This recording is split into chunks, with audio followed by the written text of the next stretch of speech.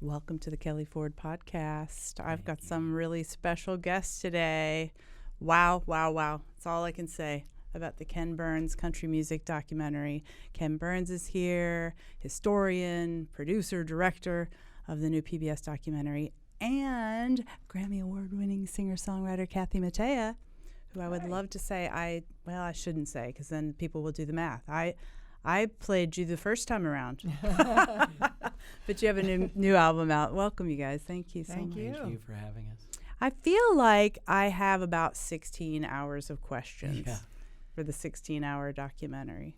It's so amazing, starting with I feel like I've read somewhere that you had, the number was 500, you'd whittled it down to 584 songs, 3,400 photos, some amazing vintage performance videos. But was that super daunting to try to figure out, okay, what do we use? Yeah, that's our job, though, is to try to, and our writer, Dayton Duncan, who's also one of the co-producers, he really wrestled with the larger thematic, how you intertwine and interbraid all of these fascinating stories. And at the heart of country music, not only are the songs, which are themselves stories, but the lives of the people, which are stories as well. And they are related to one another, and there's a symbiotic relationship.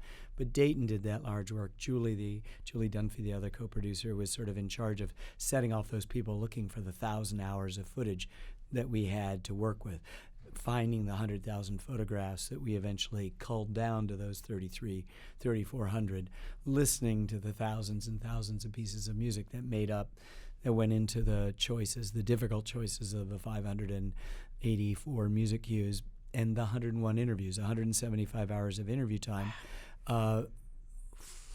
41 of them in the Hall of Fame, 20 of them have passed away, including Merle Haggard, since we did the interview. So yeah, it's really a distillation. Mm-hmm. You know, I think they make whiskey in Tennessee. Mm-hmm. It's a distillation process, and it's really hard. That's why it took 8.5 years to tell the story right and to get the right images for the job. And I feel like for a fan, or even you, Kathy, someone who's been in Nashville so many years, I felt like stuff I hadn't seen before, photos I hadn't seen, performances I hadn't seen. It wasn't the same old things. I think even for people who know a lot of the history, there are everyone is finding new things. In fact, interestingly, Marty Stewart, who is a great historian of the music as well as a great musician, there's a famous story that he tells about seeing Connie Smith when he was 12 and looking at his mom and saying, "I'm going to marry her." But in the film, they said he was 11. He did wind up marrying her. Mm-hmm. But in the film, they said he was 11, and he came back and said, "I think you got that wrong." He said, "No, we looked it up. It was a month before your 12th birthday, so actually you were 11. That is awesome. It's like those are the kinds of things. You know, watching this, I have to say, like most people, I'm running it through my own filter as a woman and as I think maybe one of very few country female radio leads in the country, certainly the first one in New York. And I think one of the biggest takeaways for me was how you addressed women's the importance in the history of country music. And I learned, we can go through what I learned, but I'd love you to kind of elaborate on what you learned and how you portrayed that in the documentary. There are any number of surprising things about this deep dive that we've taken into country music. The sheer power of it, the story of class, people rising out of poverty, the African-American dimension, the African-American influence from the very get-go. But I think one thing that's really so powerful is the story of women, unlike other musical forms, which are really boys' clubs.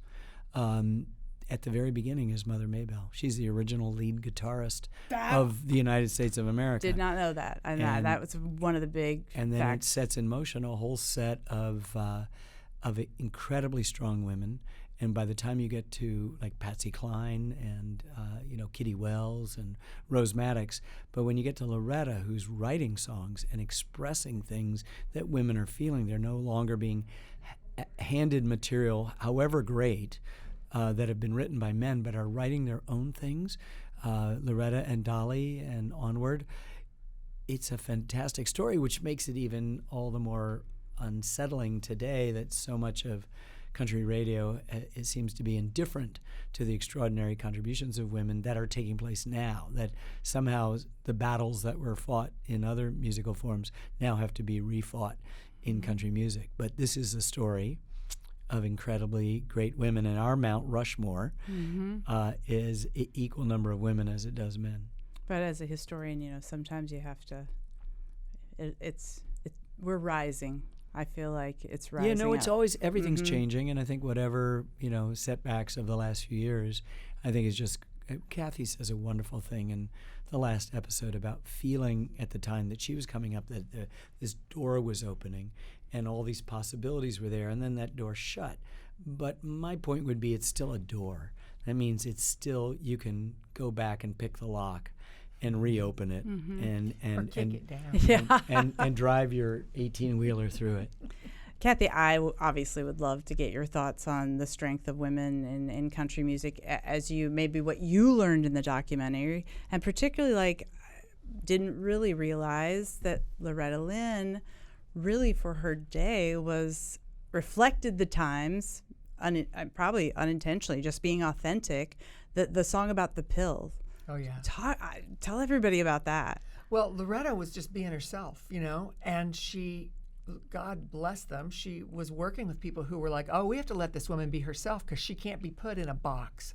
And so once they sort of were like, you be you, she just cut loose and she didn't hold back, and she was a great writer. And so the combination of her life experience and her writing skills and her ambition and her focus and her voice all came together to articulate things that were going on with women that nobody had put into words before. Nobody would write a song about the pill. And she's just so freaking feisty, you know, that she just, I mean, she's so great in the film. She's like, this is just my life, you know? And so when it came out, she says in the film, you know, I could see people, it's like, oh, there's just another dirty song.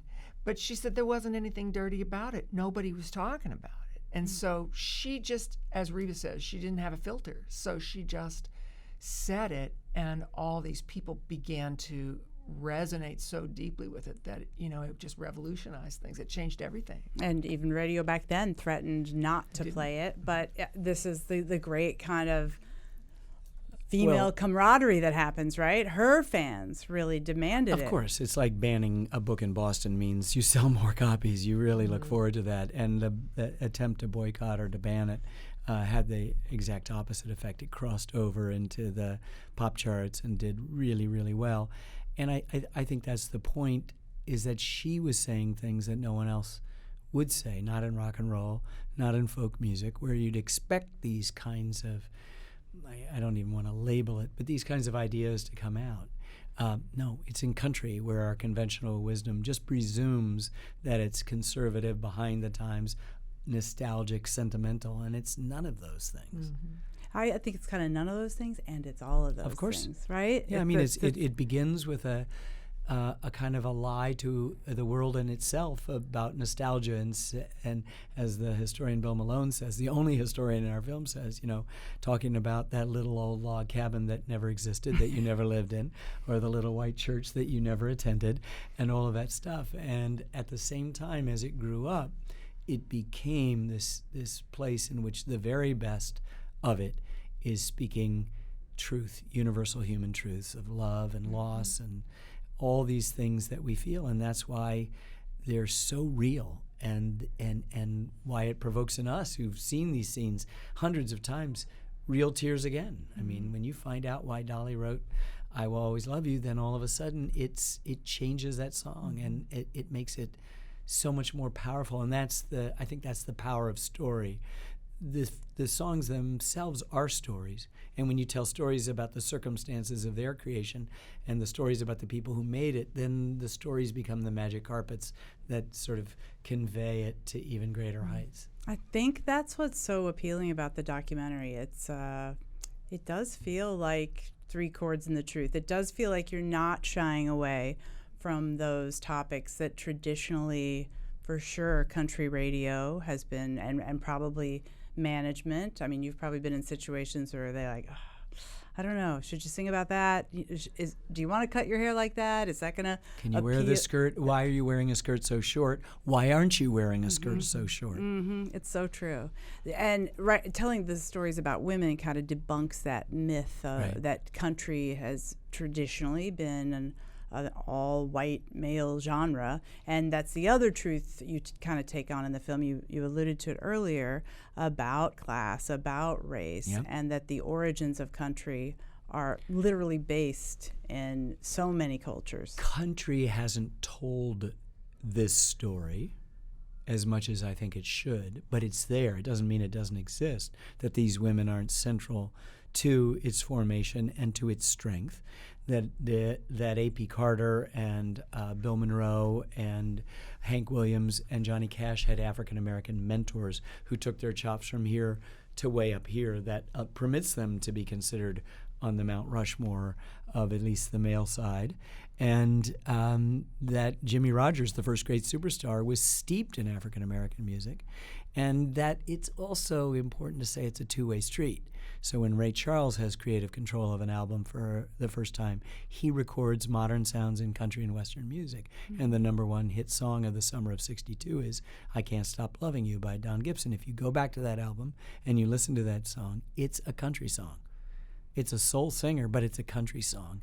And he's also doing, Hank Williams, Hey Good Looking, and lots of other really wonderful things. And he surprised his own folks who were saying, what are you doing? And he said, you take country music and you take black music and you have the same goddamn thing every time. That's great. And that's the truth. And then you see how startling it is to see how many people came out of stultifying poverty and were able to, on their talents and on their will and determination, make a life for themselves, and then wrote music that permitted the rest of us to dream our way out. Even if we couldn't be carried out ourselves, it was possible for many people to do that. And it's just a remarkable story. I can't believe it took me this long in my professional life to get to it, but now I can't imagine ever having not done it. It's just been so satisfying. Were you a fan? I mean, clearly you were. I knew stuff. My granddaddy and my daddy sang me folk country stuff growing up.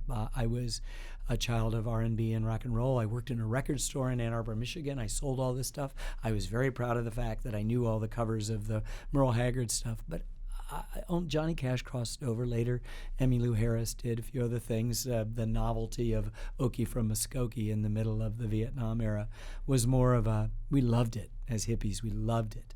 But no one knew, I didn't know, that Merle is without a doubt up there on Mount Rushmore, and that his story is a Hollywood movie, and it's so poignant and so wonderful. So to me, if I make a film about something I know about and want to tell you what you should know, the last time I checked, that's called homework.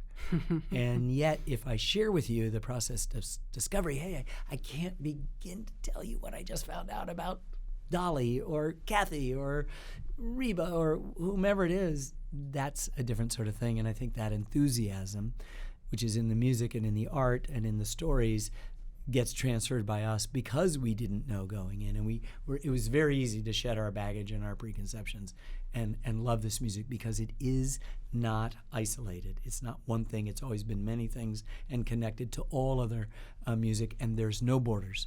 Everybody, they're porous. Everybody passes through. I mean, when you find out in this film that every single one of the Beatles had their introduction to music, that is to say their interest in music as their lifelong pursuit, galvanized by country music, that's something. When you know that Bob Dylan has to come to Nashville to change and rearrange his molecules as he's experimenting and struggling as an artist, that's pretty great. When you find out that Paul Simon is riding a bus, 1 hour each way to get Bye Bye Love by the Everly Brothers, and when you find out how the Everly Brothers got that from a barbershop conversation that their dad had with Boudleaux Bryant, and then Paul scratches the record and has to do another 2 hours getting another copy so he can play on it the over same and over. day. On the same day, so he can call Artie and say, "Hey, Artie, I think you want to think about it." And then you're playing Bye Bye Love, and then you're thinking about Simon and Garfunkel, and you go, "There's no daylight between them. There's no daylight between us. This is only a story of us. There's no them. This is a great American story." And speaking in country terms, it's not your first rodeo.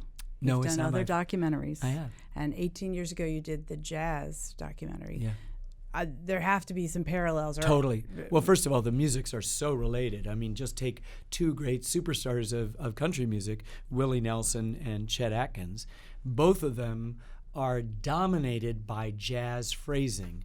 Willie vocally, and Chet with his guitar, which owes more to Django Reinhardt than it does to his other country mentors. And that's an important thing to remember.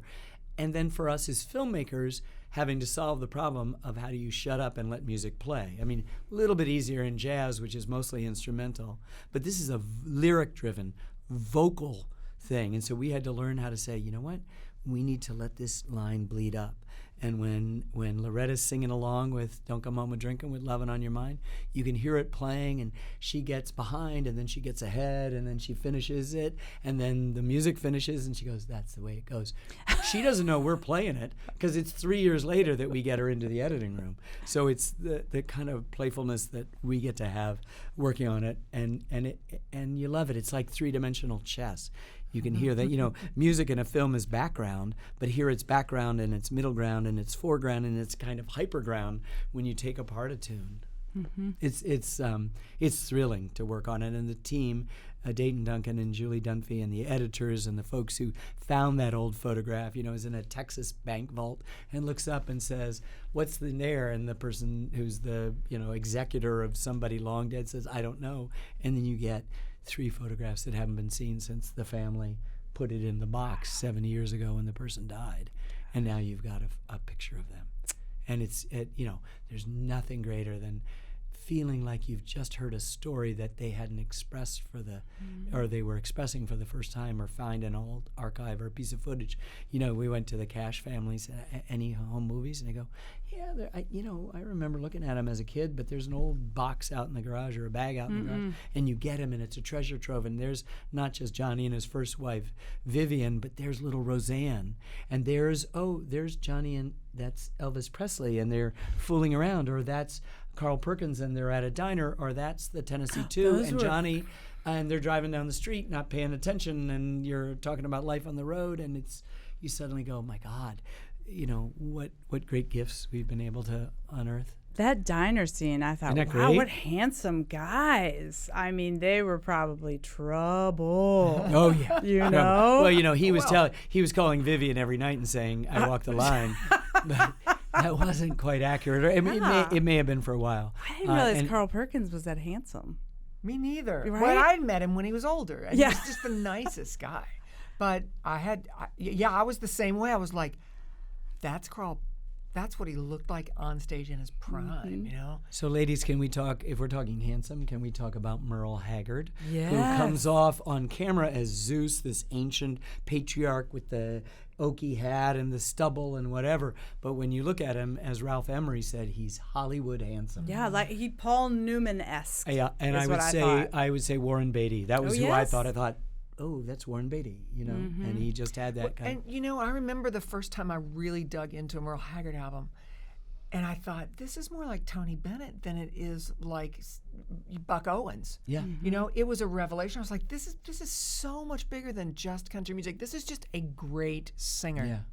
And I just couldn't get enough. I just dug up everything. Emmylou in the film says, you want to know about country music? Get a Merle Haggard record, any Merle Haggard, put it on a cut, any cut, and that's where you begin. And I can't argue with that. I mean, I think Hank Williams is super important. I think Merle is important. Obviously, Johnny is.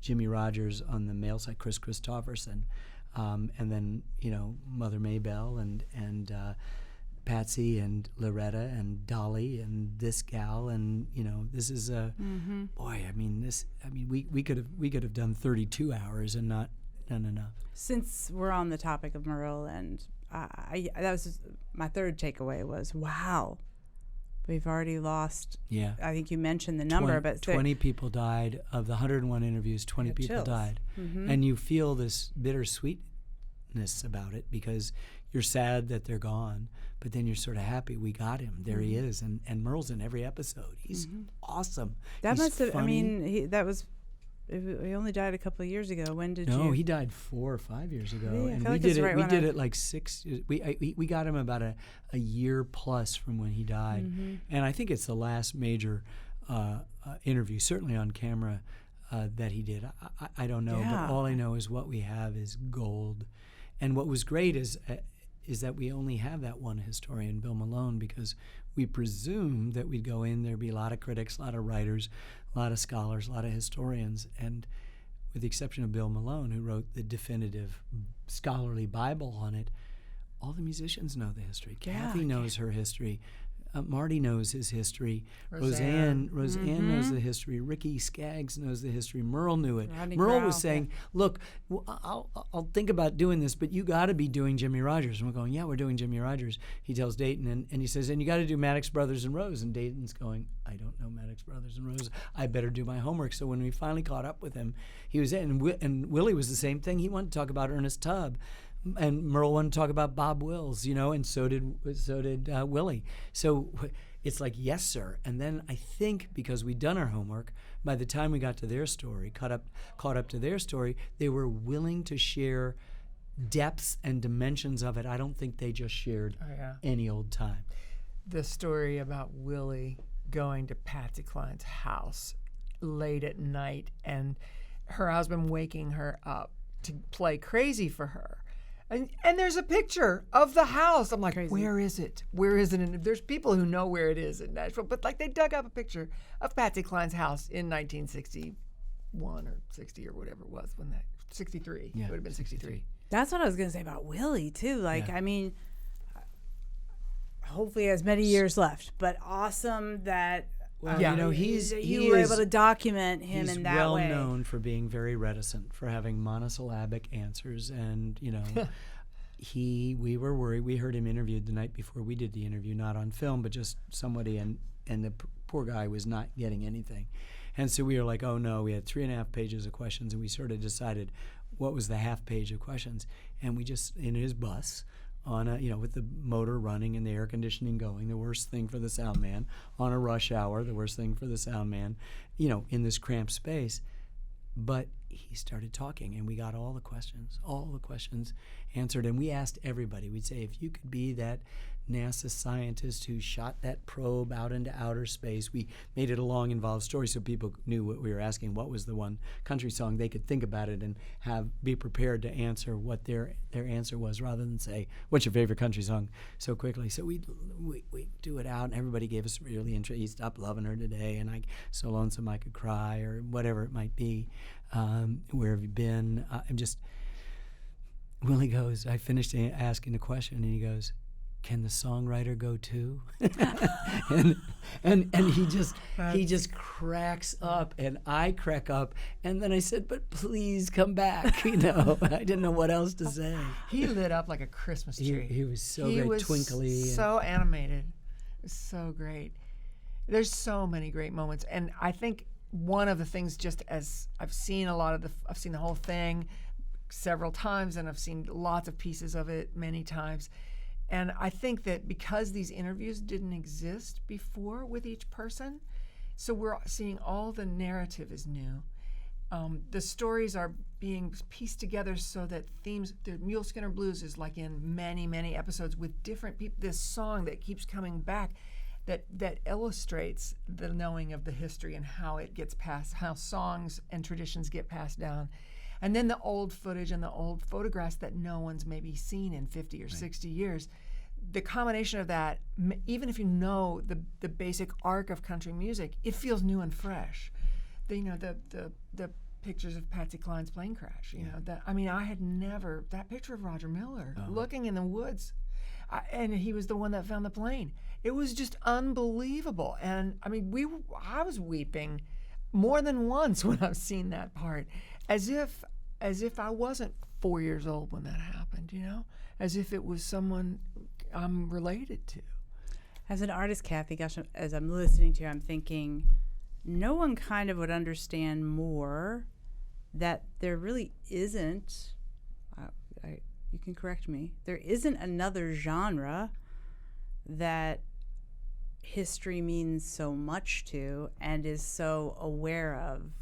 Do you know what I'm saying? And I feel like the fans understand that as well. So they respect the history and has been in some ways so well documented and cohesive. As even my part in the industry, I understand we're all in a big family. Yes. And that we're all connected in a way.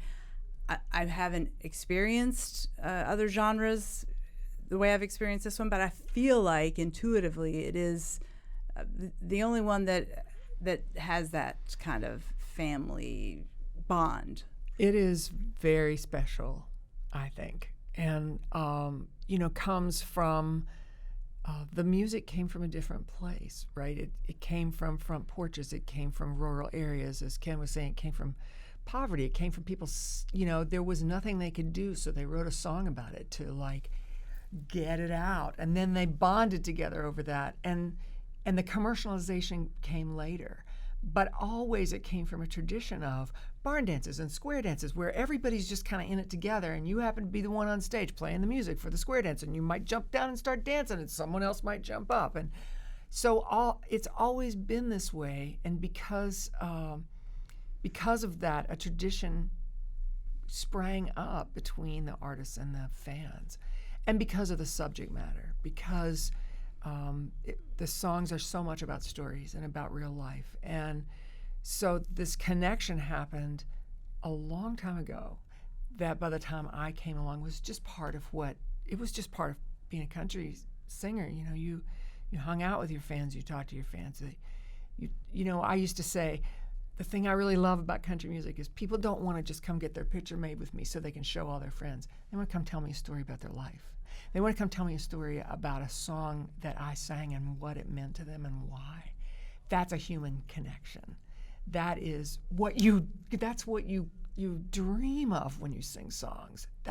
I don't want people to be getting drunk and dancing to my music. I want to touch somebody's life, And that's what I've gotten to live in, that tradition. And you continue to live in. I mean, Yeah. so that's the other thing. As long as I've been in country radio, you see that your fans, once they're your fans, they are with you the whole ride. For life. It's not one hit wonder. And people say that in almost every episode. You may not have had a hit for 30 years, but you're a member of the family. I like that. And that reminds us of Emmylou says it at one point, referring to the Depression and the sad songs and hard times, that, we're all in this together, all of us. And we forget that all the time. We always make distinctions about stuff, politically or socially or financially or whatever. But everybody's put their pants on one leg at a time, and we all know what, to be lonely is, to fall in love is, all of those things that country speaks to so directly and so eloquently in such a very simple but not simplistic way. And I love that about the fandom, that Garth would go to a fanfare uninvited and spend 20 hours signing autographs. That was a great and story. And Kathy explains, you're usually you have a booth, and there's somebody there after the hour or 2 hour cutoff point says, okay, they're not doing any more. But he just stood there until the last person was satisfied. 20 hours, signing T-shirts and signing pictures and posing for pictures with people, and you just go, he didn't need to do that. He's at the height of his superstardom. Mick Jagger doesn't do that. Leonard Bernstein didn't do that, It'd been cool if Leonard had. It would have been really cool. He'd been like, yo, fans, let's go. I think it was Tom T. Hall said, you don't go up to Frank Sinatra and say, hey, great set. Yeah. But you do. And I would extend High that. five. You don't go up to Lenny and say, Mr. Bernstein, maestro, man, you really nailed that second movement. Or, whatever it might be. You just don't do that. You don't have that opportunity. But in country music, you do. You get to say, as people say to Kathy every day, that song is about my life. I lost my mom in just that way, or that thing happened to me. I'm going through that hard time. This is the essence of human communication.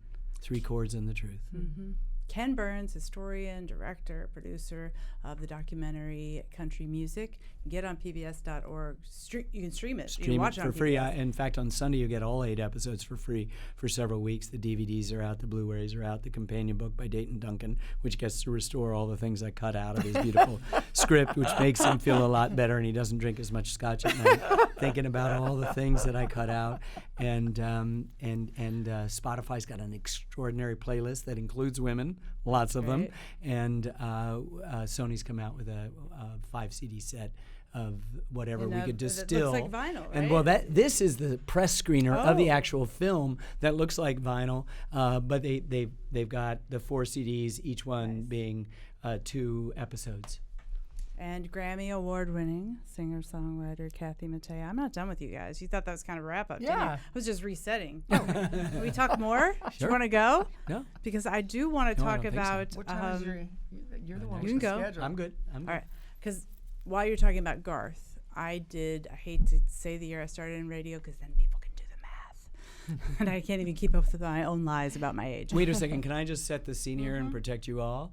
I'm a grandpa. Aww. I am 66 years old. I have 3 grandchildren. One of them is almost the same age as my youngest daughter. I have 4 daughters. So you guys, whatever it is, you're all just little I'm like spring 24, chickens. so I don't know what you're talking about. Right, But exactly. I did start radio in 1990, which also happened to be the year that a young fellow named Garth Brooks hit the scene. And I remember then, Kathy and I talked about I was in Denver, and people were, he ain't country. Garth Brooks ain't country. So I'd love you to talk about like some of the things I saw in the documentary. I mean, by today's standards, he's like super country. However, what I took from the documentary is like you've got somebody describing Elvis as pop, R&B, bluegrass, rock, combining all those. So it's been happening throughout the history of country. Nobody is purely one thing. Nobody, not even Loretta Lynn. I mean, you describe Coal Miner's Daughter as a combination of all these kinds of musical forms that have gone into the making of it.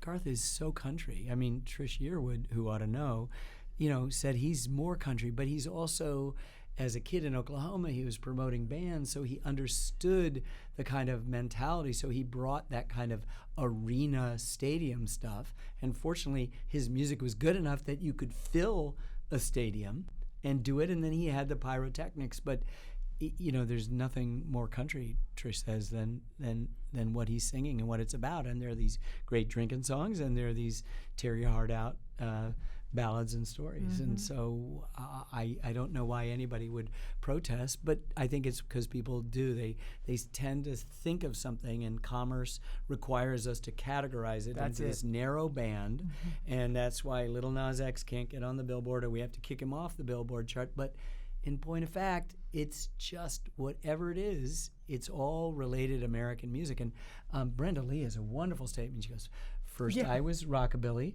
then I was rock, then I was pop, then I was country, and I was just singing the song I wanted to sing. That's all it is. And so everybody else can get their knickers all tied in knots worrying about what you call it.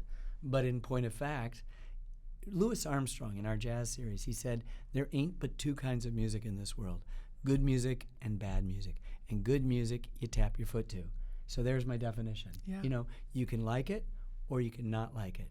And if you said, I'm excluding a whole musical category, like I can't get my younger kids to even think about classical music, I said, you cannot believe what you are missing here. You cannot believe what you're missing. And there's lots of junk in country, there's lots of junk in jazz. And what we as filmmakers had the good fortune is we get to get that away and say, okay, here's the stuff you can mainline safely. It's, you want a sad song? Here's I Still Miss Someone by Johnny Cash. Right? Here's I'm So Lonesome I Could Cry. Here's Jolene. You want to hear one of the greatest songs ever written, period? It's Jolene. And you can start comparing and say, well, that's not really country because it doesn't sound exactly like this, which is country. But the thing that was country was itself an amalgam of many different sounds. Even if you're back to Mother Maybelle, she's got all sorts of stuff going on. Oh, yeah. Well, my first concert was Dolly and Kenny. Islands in the Stream. Yeah. Freedom Hall, Louisville, Kentucky. I saw Ray Charles and Ronnie Millsap together. I saw Willie Nelson and Ray Charles. No, it was what's his name? Shelter People. They were down here. Wrap up a tight word. From Tulsa, with the long beard.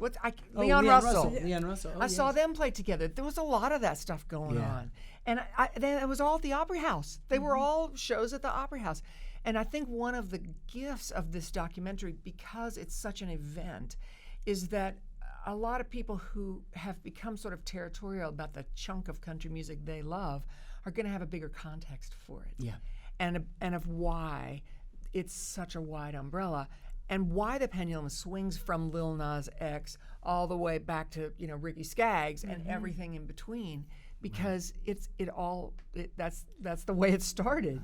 This is I agree completely with what Kathy said. I think another way to see it is that let's assume that sadly you're going to have Thanksgiving with your nuclear family, and then 30 relatives show up.